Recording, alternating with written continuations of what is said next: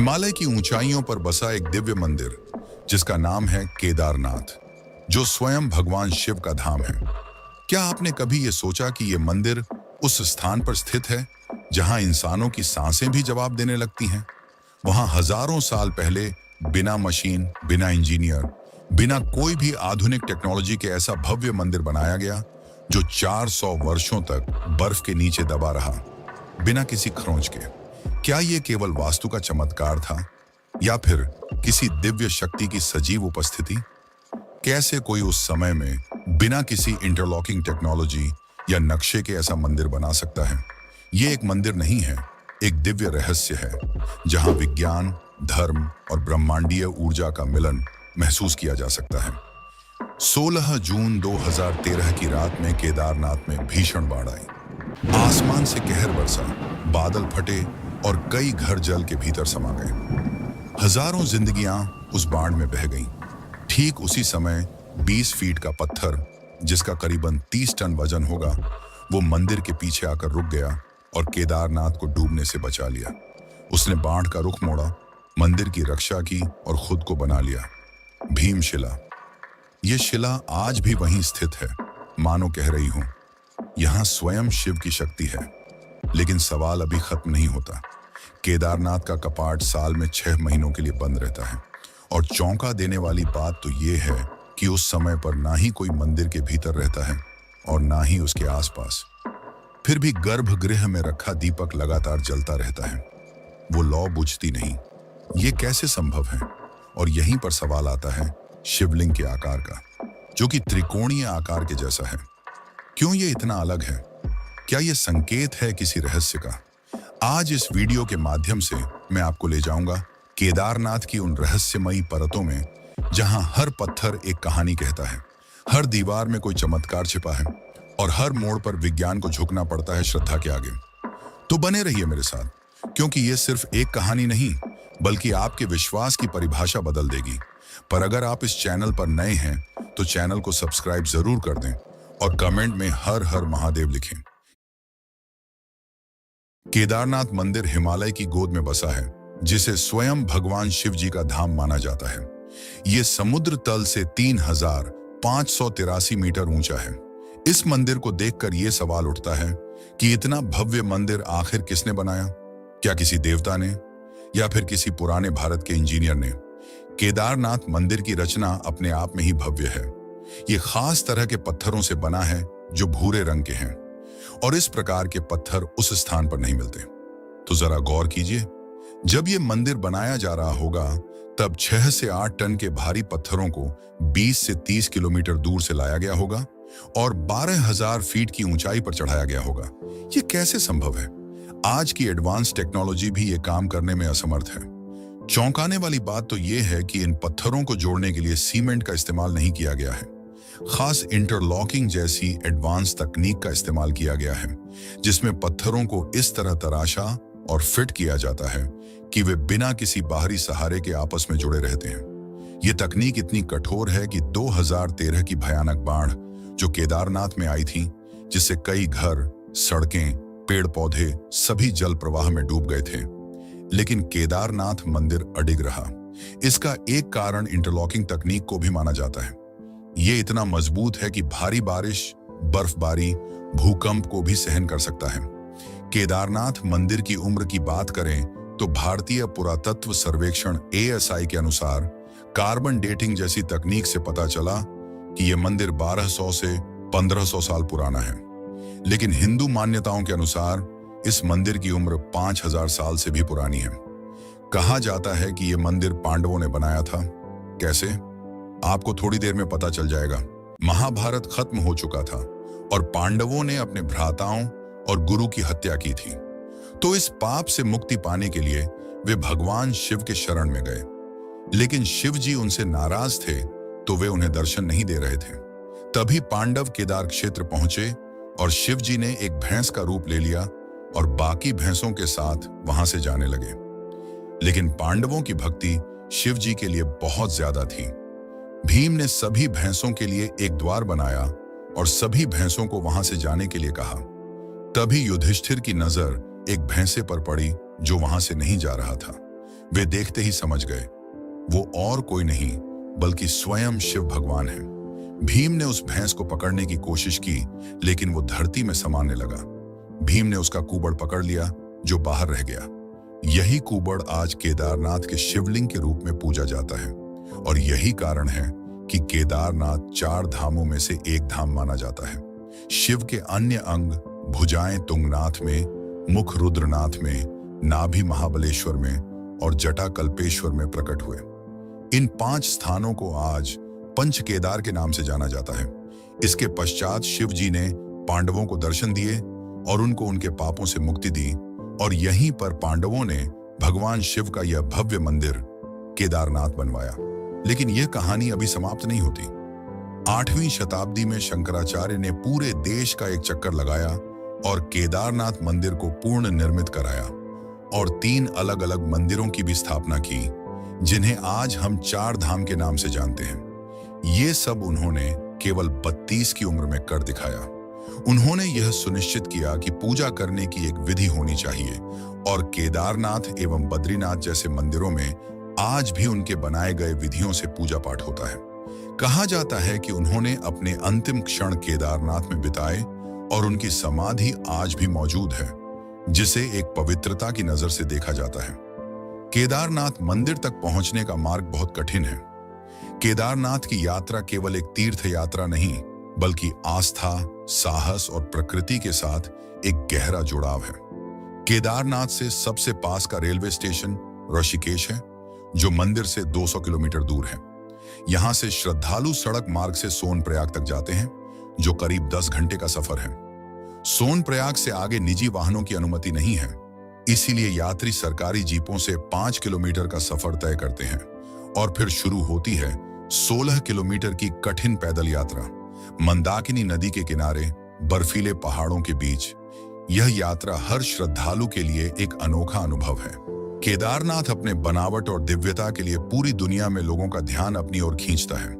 Wadia institute of Himalayan geology के अनुसार 400 सालों तक यह मंदिर बर्फ के नीचे दबा रहा, फिर भी एक खरोंच नहीं आई।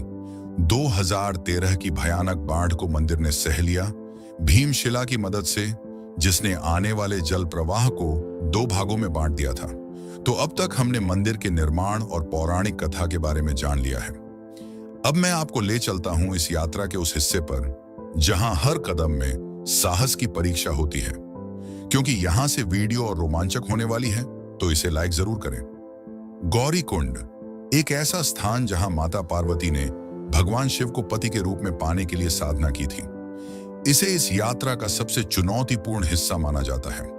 गौरी कुंड केदारनाथ यात्रा का आधार शिविर है, और यहीं से शुरू होती है 16 किलोमीटर की वह कठिन पैदल यात्रा, जो हर श्रद्धालु के धैर्य और भक्ति की परीक्षा लेती है। यह मार्ग कठिनाइयों से भरा है। ये एक संकरा और चट्टानों से भरा मार्ग है। श्रद्धालु इस संकरे रास्ते पर धीरे धीरे आगे बढ़ते हैं, लेकिन भक्ति के लिए यह बहुत ही छोटी कीमत है। जैसे ही आप केदारनाथ के प्रांगण में पहुंचते हैं, तो सारी थकान, सारी चिंता एक पल में दूर हो जाती है। हिमालय की बर्फीली चोटियों के बीच मंदाकिनी नदी के मधुर स्वर के साथ यह मंदिर अपनी आध्यात्मिक ऊर्जा से हर यात्री को एक अनोखी शांति और शक्ति देता है। जैसे ही आप मंदिर के मुख्य द्वार पर पहुंचेंगे, आपको कई हजार भक्त दिखेंगे जो हर हर महादेव का नारा लगा रहे होंगे। आप भी सच्चे भक्त हैं शिव जी के, तो कमेंट में जरूर हर हर महादेव लिखिए। मई और जून के महीने में तो संख्या हजारों से बढ़कर लाखों तक चली जाती है। जैसे ही आप मंदिर में प्रवेश करते हैं, आपको पूरे वातावरण में दिव्यता दिखाई देती है, और आपका सामना होता है त्रिकोण आकार के पवित्र शिवलिंग का। मान्यता है कि यही वह कुबड़ है जो भगवान शिव ने पांडवों को दर्शन देते समय प्रकट किया था। सुबह 4 बजे, जिसे ब्रह्म मुहूर्त भी कहा जाता है, उसी समय शिवलिंग का विशेष अभिषेक और पूजा की जाती है और मंदिर को खोला जाता है। शाम 7 बजे भोलेनाथ की आरती होती है, जिसमें लाखों की मात्रा में भक्त इकट्ठा होकर साधना में लीन रहते हैं। ये तो हुई कुछ सामान्य चर्चाएं, पर इस मंदिर में कई ऐसे रहस्य छुपे हैं जिसे आज तक विज्ञान और वैज्ञानिक भी नहीं सुलझा पाए हैं। 1300 से 1800 ईस्वी सदी के बीच आइस एज हुआ था, जिसका नाम तो आपने सुना ही होगा। जब पूरी पृथ्वी पर केवल बर्फ थी। ग्लेशियर में केवल बर्फ ही नहीं रहती, बल्कि कठोर मिट्टी, पत्थर और चट्टानें भी रहती हैं, जो किसी भी आम इमारत को चूर चूर कर सकती हैं। लेकिन 400 साल बर्फ में दबे रहने के बाद भी इस मंदिर में एक खरोंच तक नहीं आई। जब बर्फ पिघली तो मंदिर वैसे का वैसा ही था। वैज्ञानिक कहते हैं कि मंदिर की इंटरलॉकिंग तकनीक, जिसे मैंने आपको पहले समझाया था, इसी तकनीक के कारण मंदिर ने बर्फ के दबाव को सहन कर लिया। केदारनाथ पूरे साल में केवल 6 महीने खुलता है, अक्षय तृतीया से भैया दूज तक। बाकी 6 महीने बंद रहता है, क्योंकि इतनी भारी बर्फबारी में किसी इंसान का वहां जाना खतरे से खाली नहीं है। मान्यता है कि इस दौरान यक्ष और गंधर्व स्वयं भगवान शिव की पूजा करते हैं, और इस बात का सबूत भी है। जब मंदिर को खोला जाता है तब गर्भगृह में फूल, बेलपत्र, पूजा की सामग्री बिल्कुल ताजा अवस्था में मिलती है, मानो अभी अभी किसी ने पूजा की हो। लेकिन सबसे बड़ा चमत्कार है अखंड ज्योति, जो मंदिर के गर्भगृह में बंद होने से पहले जलाई जाती है। यह ज्योति बिना किसी देख रेख के 6 महीनों तक लगातार जलती रहती है। बाहर के वातावरण में कोई इंसान भी जम जाए, यानी -20 डिग्री का तापमान, कई फीट मोटी बर्फ और बंद मंदिर में हवा का कोई संचार नहीं, फिर भी यह दीपक कैसे जलता रहता है? घी खत्म क्यों नहीं होता? विज्ञान के पास इसका कोई जवाब नहीं है। भक्त इसे भगवान शिव की दैवीय शक्ति मानते हैं, जो इस दीपक को प्रज्वलित रखती है। एक कहानी जो आपको सोचने पर मजबूर कर देगी कि केदारनाथ मंदिर सच में चमत्कारी मंदिर है। कई सौ साल पहले एक भक्त 2 महीने पैदल चलकर भगवान शिव के दर्शन करने आया था। तब न ही कोई सड़क थी, न ही कोई रेल का साधन। लेकिन जब वह मंदिर पहुंचा तब देर हो चुकी थी। पुजारी मंदिर के कपाट को बंद कर रहा था। निराश भक्त ने कई विनती की, पर पुजारी नहीं माना। निराश भक्त वहीं बैठ गया। रात की कंपाती ठंड और भूख से भक्त कांप रहा था। तभी एक अघोरी आया, जिसके हाथ में त्रिशूल था और डमरू। उसने भक्त को खाना दिया और आग जलाई। सुबह होने के बाद भक्त ने देखा कि मंदिर के कपाट खुले हैं। वह हैरान होकर पुजारी से पूछने लगा कि यह कैसे संभव है। तो पुजारी ने कहा कि 6 महीने के बाद आज कपाट खोले जा रहे हैं। भक्त स्तब्ध रह गया। भक्त ने पुजारी को सारी घटना बताई, जो उसके साथ रात को हुई थी, कि कैसे एक अघोरी ने उसकी सहायता की। पुजारी समझ गया कि यह महादेव ही थे, जिन्होंने अपने भक्त की सहायता की। केदारनाथ के पुजारी भी इस भव्य कहानी का एक हिस्सा हैं। इन्हें रावल कहा जाता है और ये कर्नाटक के उडुपी जिले के वीर शैव ब्राह्मण समुदाय से आते हैं। पीढ़ी दर पीढ़ी ये वैदिक विद्वान मंदिर की सेवा करते हैं। रावल के साथ सहायक पुजारी भी होते हैं, जो पूजा अर्चना और अनुष्ठानों में सहायता करते हैं। पूजा करने की भी एक विधि रहती है।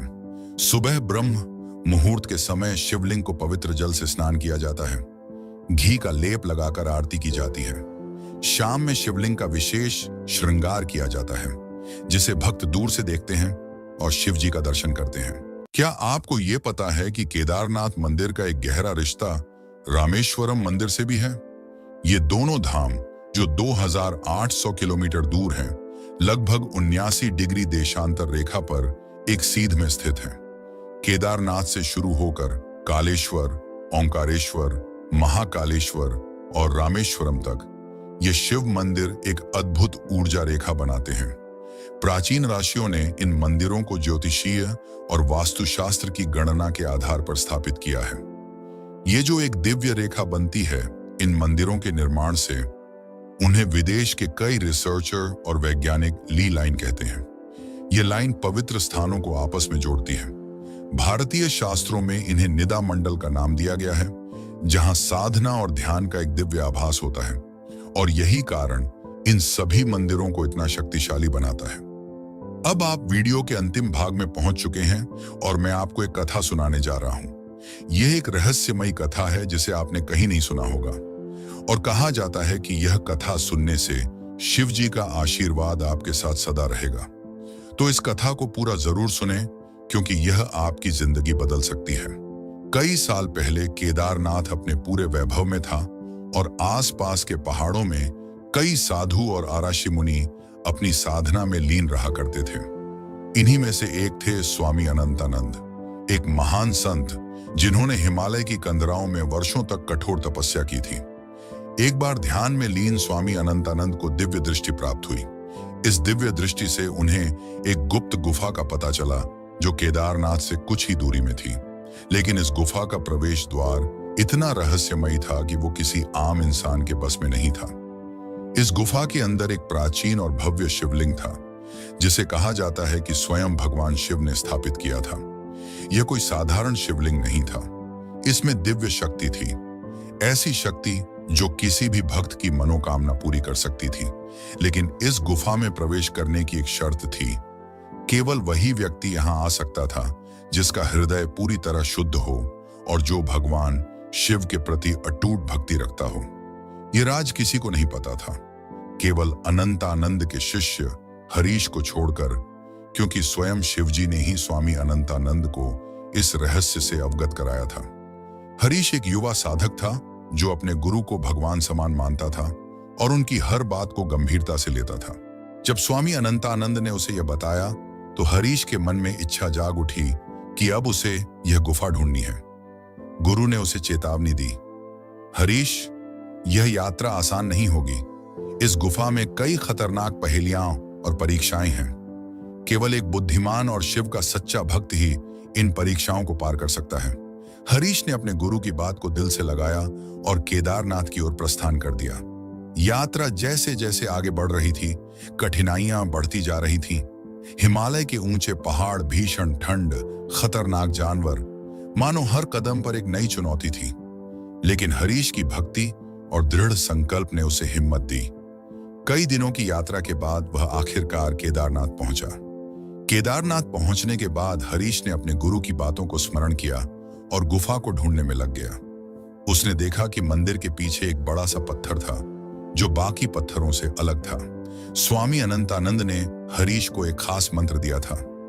उस पत्थर को हटाने के लिए हरीश ने गहरी सांस ली और उस मंत्र का उच्चारण किया, ओम नमः शिवाय त्र्यंबकम यजामहे।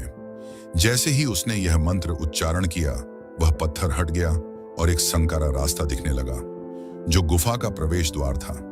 हरीश गुफा में प्रवेश किया। उसे एक टिमटिमाती सी रोशनी दिख रही थी।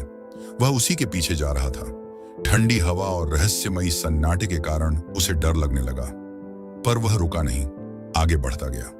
जैसे ही संकरा रास्ता खत्म हुआ, वह एक विशाल कमरे में पहुंचा जिसमें 3 कमरे थे।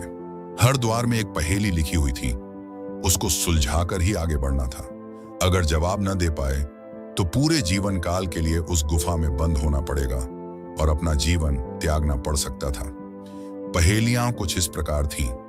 मैं वह हूं जो कभी नहीं सोता लेकिन हमेशा सपने देखता हूं। मैं वह हूं जो हर जगह है लेकिन कहीं नहीं मिलता। मैं वह हूं जो सबको छूता हूं लेकिन कोई मुझे नहीं छू सकता। हरीश ध्यान से सोचने लग गया। बहुत सोचने के बाद उसने एक गहरी सांस ली और अपने गुरु की शिक्षाओं को याद किया। उसे एहसास हुआ कि ये पहेलियां भगवान शिव के पंचभूतों पृथ्वी, जल, अग्नि, वायु और आकाश से जुड़ी हैं। उसने तीसरे द्वार को चुना क्योंकि यह वायु का प्रतीक था जो सबको छूती है लेकिन जिसे कोई पकड़ नहीं सकता। उसने तीसरे द्वार की ओर कदम बढ़ाया और जैसे ही वह अंदर गया, द्वार बंद हो गया। वह सही था। हरीश अब अगले कमरे में पहुंच चुका था। उसे एक विशाल दर्पण दिखा जो सामान्य दर्पण नहीं था। उस दर्पण में जो भी अपनी छवि देखता था उसे उसमें अपना डर, संदेह और कमजोरी दिखाई देती थी। हरीश का सबसे बड़ा डर था अकेलापन, और इसी का फायदा उठाते हुए दर्पण ने उसकी एक भयानक छवि बनाई जो अकेलेपन से दुखी थी। हरीश घबरा गया लेकिन उसने हार नहीं मानी। उसने आंखें बंद की, भगवान शिव का ध्यान लगाया और नमः शिवाय का जाप शुरू किया। धीरे से उसका मन शांत होने लगा और उसने कहा, मैं डर से बड़ा हूं क्योंकि मेरे साथ भगवान शिव हैं। जैसे ही उसने यह कहा, उसने अपने डर को हरा दिया और दर्पण में उसकी भयानक छवि गायब हो गई। अब दर्पण ने उसकी छवि एक आत्मनिर्भर शक्तिशाली योद्धा के रूप में बनाई और वह दर्पण स्वयं गायब हो गया। तभी एक नया रास्ता खुला जो गुफा के आगे जा रहा था। हरीश अब आखिरी कमरे में पहुंच गया था। उसने देखा एक दिव्य शिवलिंग जो काले पत्थरों से बना है। और उसके चारों तरफ एक दिव्य रोशनी फैली हुई है। हरीश ने जैसे ही उस शिवलिंग को देखा, वह कांपने लगा। वहां की ऊर्जा इतनी शक्तिशाली थी कि वह अपने आप शिवलिंग के सामने झुक गया। उसने अपने हाथ जोड़े और अपनी इच्छा प्रकट की। उसने मांगा, मुझे वह शक्ति दे जिससे मैं अपने गुरु के सपनों को पूरा कर सकूं।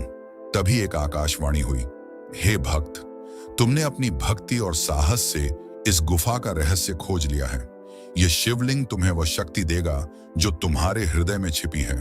लेकिन याद रखो, इस शक्ति का प्रयोग केवल दूसरों की भलाई के लिए करना। हरीश ने सिर झुकाया और आभार व्यक्त किया। अब हरीश सोच रहा था कि क्या वह सुरक्षित अपने गुरु के पास लौट सकता है।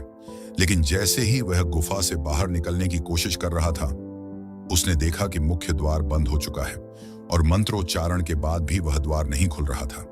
तभी उसे अपने गुरु की बात याद आई।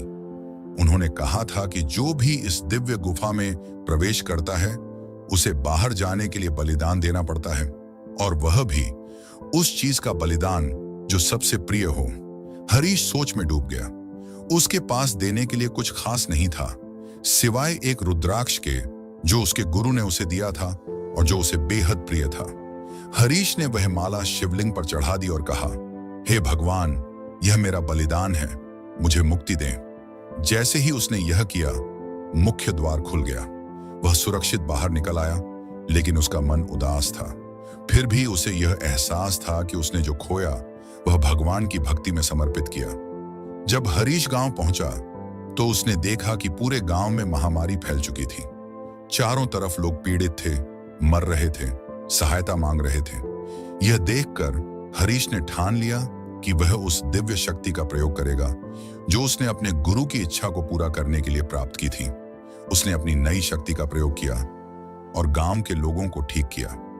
उसकी भक्ति और बलिदान ने पूरे गांव को बचा लिया।